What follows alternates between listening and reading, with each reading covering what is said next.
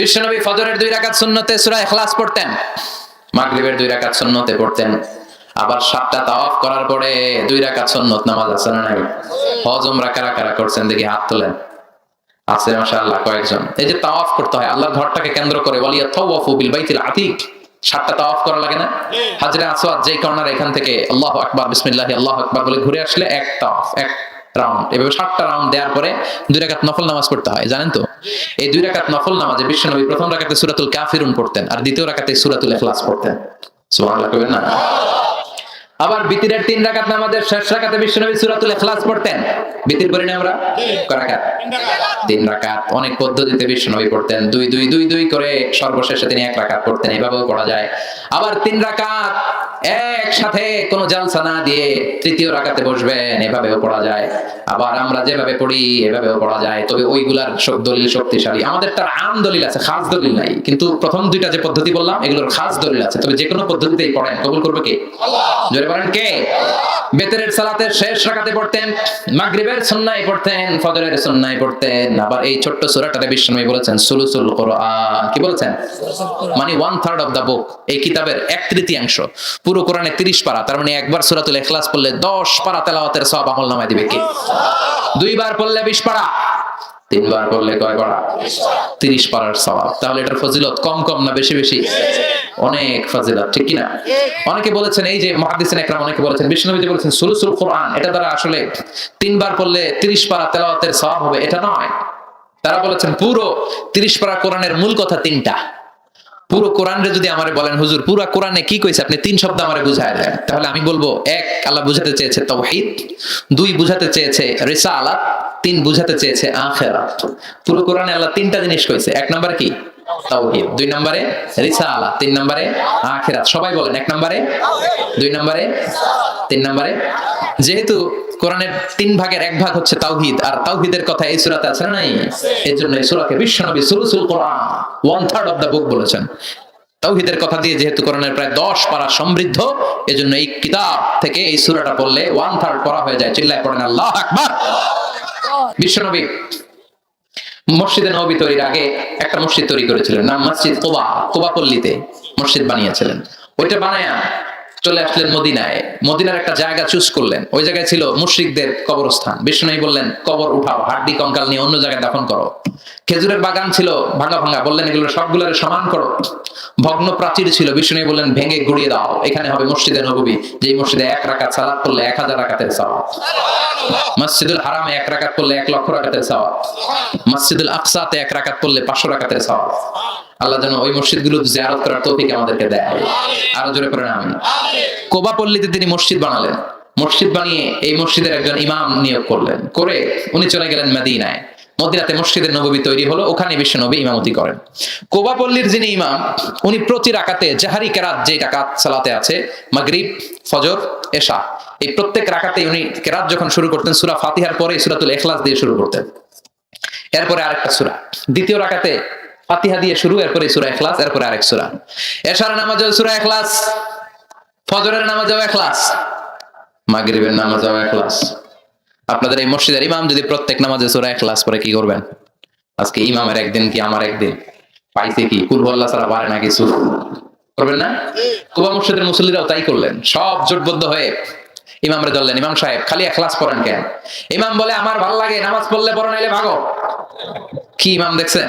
কারণ এটা বাংলাদেশের সিস্টেমের সভাপতি সেক্রেটারির নিয়োগ দেয় ইমাম না, নিয়োগ দিয়েছে বিশ্বনবী। নিয়োগ বাতিল করলেও করবে বিশ্বনবী, চিল্লায় বলেন ঠিক কিনা? এটা এলাকার সভাপতির দেয়া ইমাম না, সেক্রেটারির বানানো ইমাম নয়, নিয়োগ দিয়েছে বিশ্বনবী। মুসল্লিদের কিছু করার নাই, সব মুসল্লি মিলে বিশ্বনবীর কাছে যায়, যে বলে নবী এমন ইমাম আপনি দিয়েছেন মাগার কুলহু আল্লাহ ছাড়া কিছু করে না, খালি কুলহু আল্লাহ। বিশ্বনবী বললেন ঘটনা কি? এরকম করেন, ডাকো তো। ডেকে আনা হলো। বিশ্বনবী বললেন ঘটনা কি সাহাবী? মালাক, আসলে এমন করো নাকি? করি। কেন করো? কেন প্রতি রাকাতে সূরা ফাতিহার পরে কুলহু আল্লাহ ধরো? সাহাবী বললেন নবী এই সূরাটা আমার খুব ভালো লাগে, ফিহি সিফাতুর রহমান, এই সূরার ভেতরে আমার আল্লাহর পরিচয় পাই। এই ছোট্ট সূরার ভেতরে আল্লাহ তার নিজের পরিচয় এত সুন্দর করে দিয়েছেন গো নবী, কোরআনের কোন সূরাই এতটা সুন্দর দেয় নাই। এই সূরা পড়লে আমার হৃদয় ঠান্ডা হয়ে যায় গো নবী। বিষ্ণু বললেন ঠিক আছে, ইমামতি বাতিল হবে না, ইমামতি থাকবে, যতদিন মন চায় তুমি ইখলাস দিয়েই নামাজ পড়াবা। আর জেনে রেখো আল্লাহ আমারে জানিয়ে দিয়েছে এই ছোট্ট সূরার প্রতি তোমার ভালোবাসা, এই ভালোবাসার কারণে আল্লাহ তোমারে জান্নাত দান করেছে। এই সূরার মর্যাদা কম কম না বেশি বেশি? ইমামতি টিকে গেল, প্রতি ওয়াক্তে উনি সূরা ইখলাস দিয়ে পড়াতেন। বিশ্বনবী তাবুক যুদ্ধে গেলেন, মুআবিয়া ইবনে মুআবিয়া আল মুজানি মদিনাতে ইন্তেকাল করলেন, বিশ্বনবীর সাহাবা। তাবুক যুদ্ধে বিশ্বনবী সরাসরি অ্যাটাক করেছেন। কিছু যুদ্ধে বিশ্বনবী ব্যাটালিয়ন পাঠাতেন, মিলিটারি, গো টু অ্যাটাক দা কারিয়া, ওইখানে যে অ্যাটাক করো। যেটাতে পাঠাতেন ওইটার নাম হচ্ছে সারিয়া, আর যেটাতে নিজে তলোয়ার নিয়ে নামতেন ওইটারে বলে গজওয়া। এটা কি বলে? গজওয়ায়ে তাবুক নিজে গেলেন। বিশ্বনবী বিশাল সৈন্যবহর নিয়ে এসেছে, এইটা যখন মুশরিকদের আন্ডা বাচ্চারা শুনতে পেল, সব জামা কাপড় লইয়া দৌড়, সব দৌড়, ময়দান ফাঁকা, যুদ্ধই হয় নাই। যুদ্ধ ছাড়া তাবুকের ময়দানে বিষ্ণুনবী জয়লাভ করেছেন। সুবহানাল্লাহ। বিষ্ণুনবী আল্লাহর দরবারে শুকরিয়া করলেন। হঠাৎ তিনি দেখলেন সূর্যের আলো কমতে শুরু করেছে, কি যেন সূর্যের আলোকে আড়াল করে দিচ্ছে। খেয়াল করে দেখলেন বিশাল ডানা নিয়ে সাইয়েদনা জিবরাইল নেমে এসেছে। সাইয়েদনা জিবরাইলের পেছনে পেছনে হাজার হাজার লক্ষ লক্ষ ফেরেশতা। বিষ্ণুনবী বললেন, জিবরাইল ঘটনা কি, কেন আসলা? সাইয়েদনা জিবরাইল বলেন, নবী মদিনায় আপনার এক সাহাবা ইন্তেকাল করেছে আজ, মুআবিয়া ইবনে মুআবিয়া আল মুজানি। আপনি কি ওই সাহাবীর জন্য গায়েবানা জানাজা পড়বেন না? বিষ্ণুই বললেন, তাই নাকি? সবাই পড়ো, ইন্না লিল্লাহি ওয়া ইন্না ইলাইহি রাজিউন। বিষ্ণুই সব সাহাবাদের নিয়ে ইন্না লিল্লাহ বললেন, আর বললেন মুআবিয়া মারা গিয়েছে, মুআবিয়া ইবনে মুআবিয়া আল মুজানি মদিনায় মারা গিয়েছে। ও সাহাবারা আসো, এখনই আমরা গায়েবানা জানাজা পড়ব। বিশ্বনবী সাহাবাদেরকে নিয়ে জানাজার জন্য প্রস্তুতি নিলেন। দেখলেন সাইয়েদনা জিবরাইল পিছনে কাতারের মধ্যে শামিল হয়েছে। বিষ্ণু বললেন, জিবরাইল কত ফেরেশতা এসেছে তোমার সাথে? সাইয়েদনা জিবরাইল বললেন, 1,40,000। দুই কাতার করলেন সাইয়েদনা জিবরাইল, প্রথম কাতারে 70,000, দ্বিতীয় কাতারে 70,000। বিশ্বনবী জানাজা শুরু করলেন, আল্লাহু আকবার, আল্লাহু আকবার, আল্লাহু আকবার, আল্লাহু আকবার। 4 তাকবীর দিয়ে জানাজা শেষ। দোয়া করলেন মুআবিয়ার জন্য। এবার সাইয়েদনা জিবরাইল রেজে বললেন, ও জিবরাইল, কোন সাহাবীর জানাজায় তোমরা তো নামাজ পড়তে আসো না, আর আসলেও এত ফেরেশতার বহর নিয়ে আসো না, ঘটনাটা কি? কি আমল করেছে আমার মুআবিয়া? কি এমন ভালো গুণ আছে আমার মুআবিয়ার জীবনে, যেই মুআবিয়ার গায়েবানা জানাজার মধ্যে 10,000 নয়, 20,000 নয়, 50,000 নয়, 1,40,000 ফেরেশতার বহর নিয়ে জানাজা পড়তে এসেছো? কি ছিল আমার মুআবিয়ার গুণাবলী? সাইয়েদনা জিবরাইল বললেন, ও নবী, আপনার এই প্রিয় সাহাবা মুআবিয়া ইবনে মুআবিয়া আল মুজানি, তার চমৎকার একটা বৈশিষ্ট্য ছিল, এই বৈশিষ্ট্যের জন্য আল্লাহ তাকে পছন্দ করেছে। তার বৈশিষ্ট্য ছিল, আপনার এই সাহাবী কাঈদান আও জালিসান আও মাশিয়ান, মানে উঠতে বসতে চলতে ফিরতে সব সময় আপনার এই সাহাবী পড়তে থাকতো, কুল হুয়াল্লাহু আহাদ। পড়েন, আল্লাহুস সামাদ, লাম ইয়ালিদ ওয়া লাম ইউলাদ ওয়া লাম ইয়াকুল লাহু কুফুয়ান আহাদ। চিল্লায় পড়েন আল্লাহু আকবার। উঠতে বসতে খাইতে চলতে ফিরতে সব সময় কি পড়তো? সূরাতুল ইখলাস পড়বেন। নিয়ত করছেন?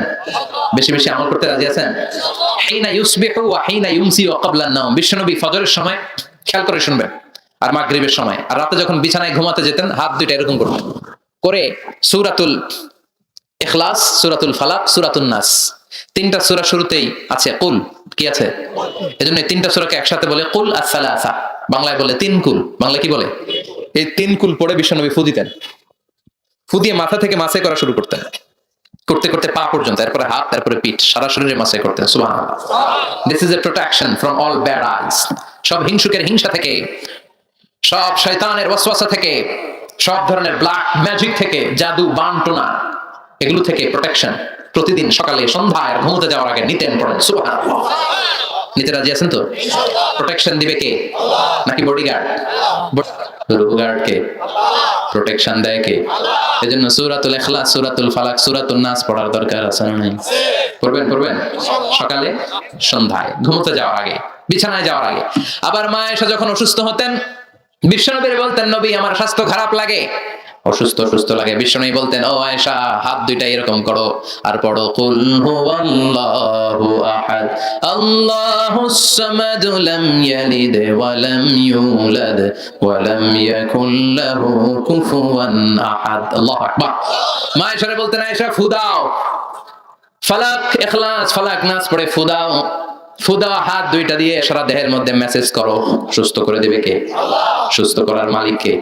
বিশ্বনবী একবার সালাত পড়ছিলেন, নামাজ পড়ছিলেন, সেজদায় গেলেন, হঠাৎ লাদাগাতহু আকরা, একটা বিচ্ছু পোকা এসে বিশ্বনবীর আঙ্গুলে কামড় দিল। কি পোকা? বিচ্ছু পোকা কামড় দিলে অনেক আরাম লাগে না?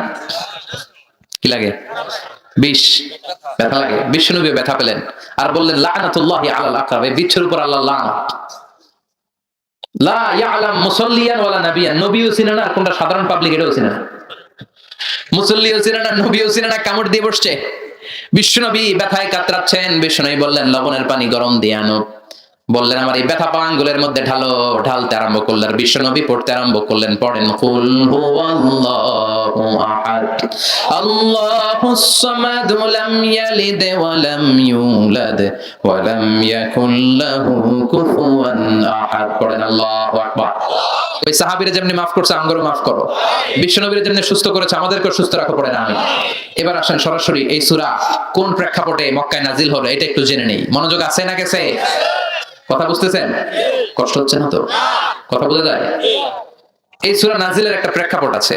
কাফির মুশরিকরা এসে বিষ্ণু ঈসা ইসলামের কাছে বলল, আব্দুল্লাহর বেটা মুহাম্মদ, তুমি এক আল্লাহর ইবাদত করতে বলো, বাইয়িন লানা নাসাবা রাব্বিক, তোমার রবের নসবনামাটা একটু শোনাও।